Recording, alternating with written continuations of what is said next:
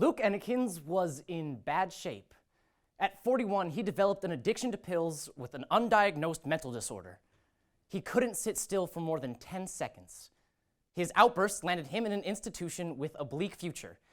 At best, admittance to an underfunded group center, and at worst, jail. Luckily, Luke lived in Belgium, where he was presented with a third option: the home of Tony Smith and Arthur Schouten. Not doctors, just a married couple, who accepted Luke not as a patient, but family. The India Times explains on December 7th, 2016, for over 700 years, residents of a small Belgian town called Yale have welcomed strangers with mental illness into their homes. NPR reports on July 1st, 2016, the Yale model is largely non-medical. Families receive no backstory or even diagnosis. Without these preconceptions, odd behaviors are not solvable problems, but rather quirks, ignored or accepted. NPR continues, after centuries of success and minuscule levels of violence, Yale has become a fascinating case study for those who study mental disorders throughout the world. Considering the National Alliance on Mental Illness reports in 2016, every year, 10 million Americans experience a serious mental illness that interferes with major life activities. The Yale model deserves a closer look.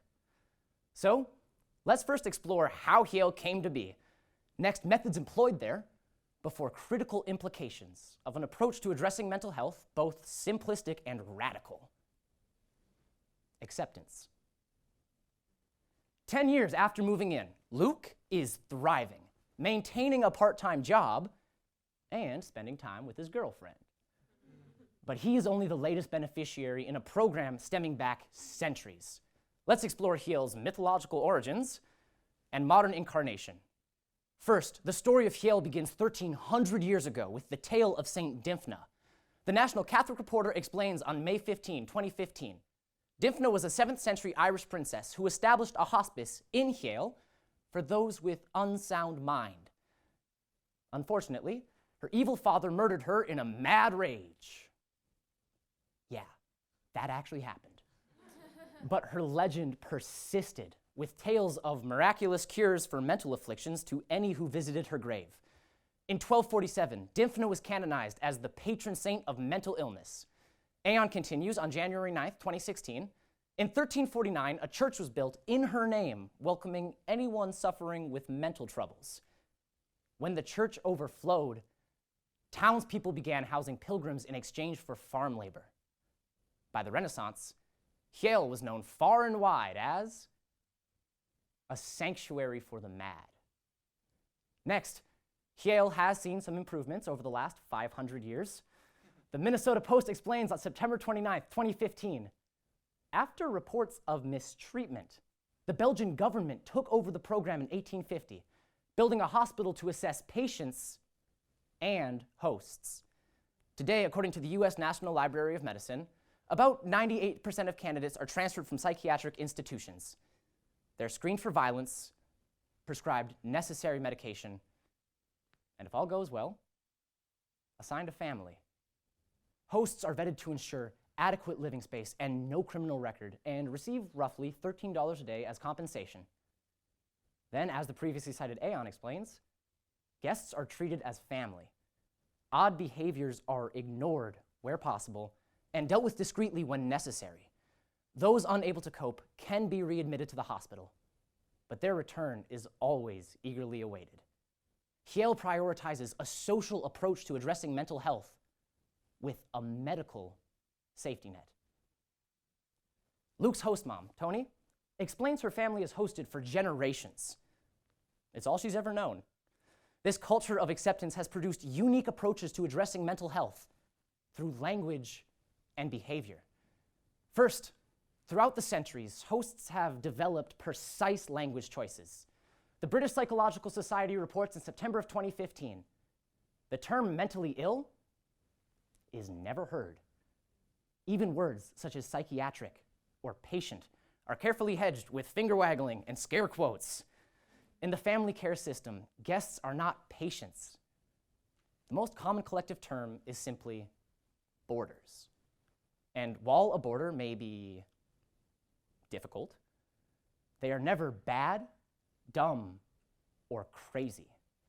While much of modern psychiatry frames therapy through the lens of categories and diagnosis, citizens of Yale employ strict rhetorical guidelines to define boarders pragmatically through their social, not mental, condition.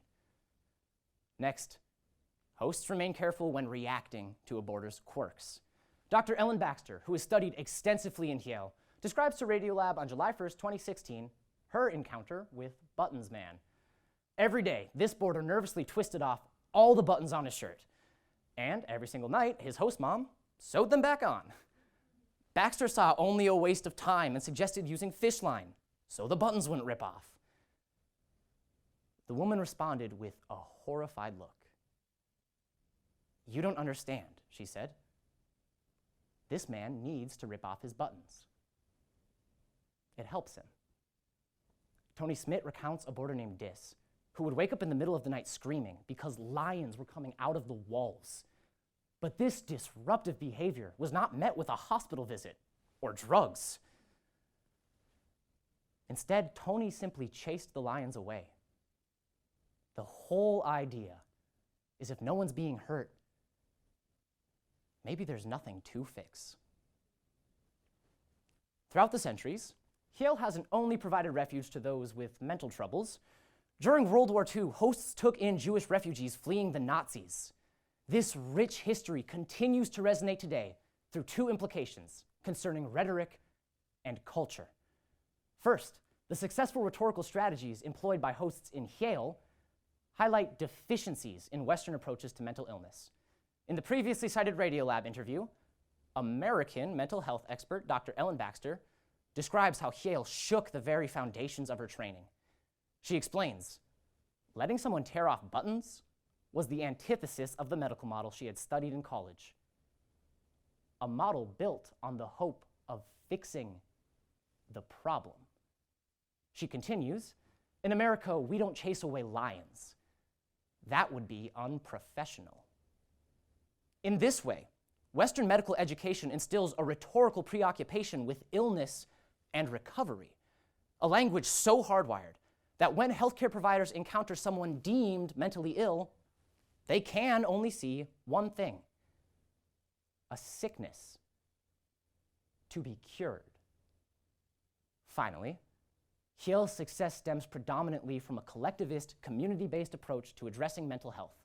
This mindset, cultivated over centuries, is likely a prerequisite for the model to expand into our own country. The Independent of October 3rd, 2015 explains a vital component of the system is boarders' relationship with children who grow up in homes with extraordinary amounts of time, love, and money freely offered to strangers. Efforts to insert this practice into our own unprimed American culture have been few and short-lived. The previously cited British Psychological Society notes, we can appreciate the vision of Yale, but a fiercely individualistic mindset obstructs our follow-through. After all, millions of neurologically diverse Americans rely on medication to lead fully independent lives, while boarders in Yale depend on host families for life. We can recognize the value of Yale's model, but for Americans, decreased autonomy is too high a price. Vincent van Gogh's father famously urged his son to move to Yale. While he never made the trip, generations of pilgrims like Luke have.